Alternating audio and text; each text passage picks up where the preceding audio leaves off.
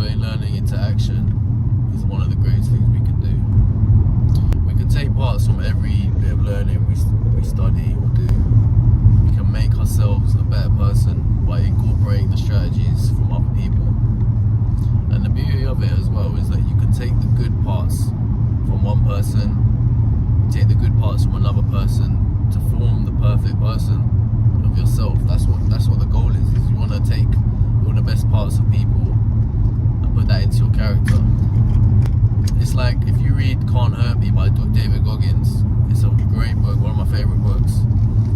But if you incorporated every single thing from David Goggins, you'd become a cold person, you would become constantly fighting with yourself, you know, you'd be unbalanced, you'd probably fall out with your partner all the time, you probably wouldn't have a family around you, because that's just what David Goggins is like. He's intense, he's a Navy SEAL guy who went through Hell Week 3 times, you know, with broken legs. That's just who he is.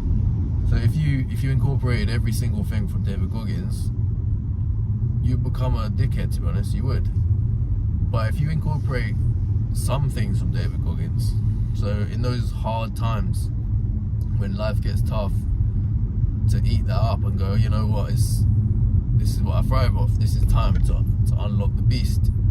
If you can do that, that's a game changer. But you don't want to live your life like him fully.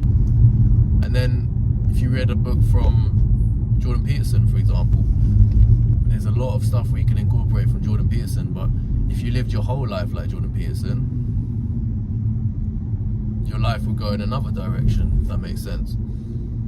So I think for me it's about taking the good things from everyone instead of looking at the whole person, which is what society does nowadays.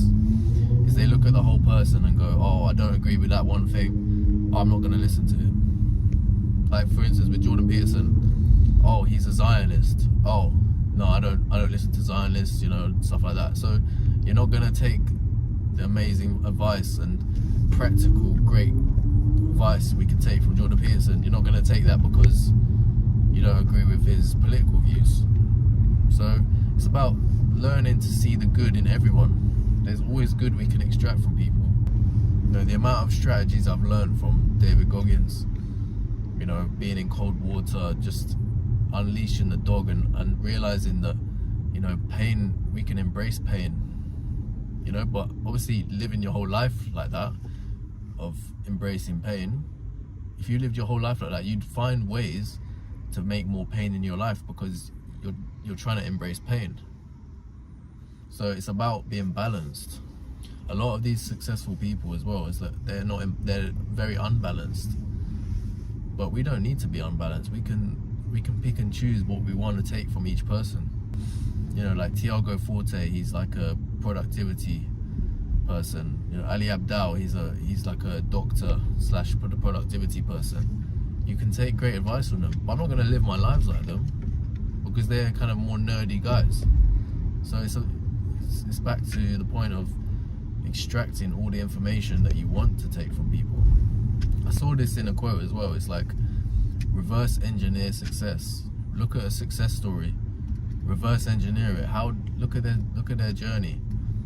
Do you agree with all of the things in their journey? What made them successful? What didn't?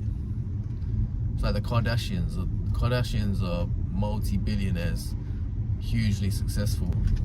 So what did they do right and what did they do wrong? You know, you can reverse engineer it. You don't need to do every single thing the Kardashians did, but you can look at the things that did well and incorporate the things they did well. So I think it's about learning to extract value from any source we can.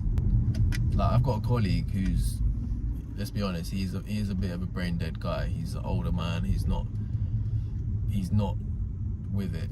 He's a bit of an idiot, I'll be honest. I love him, but he's an idiot. But he's taught me a lot about ISAs and, you know, how money savings work and stuff like that.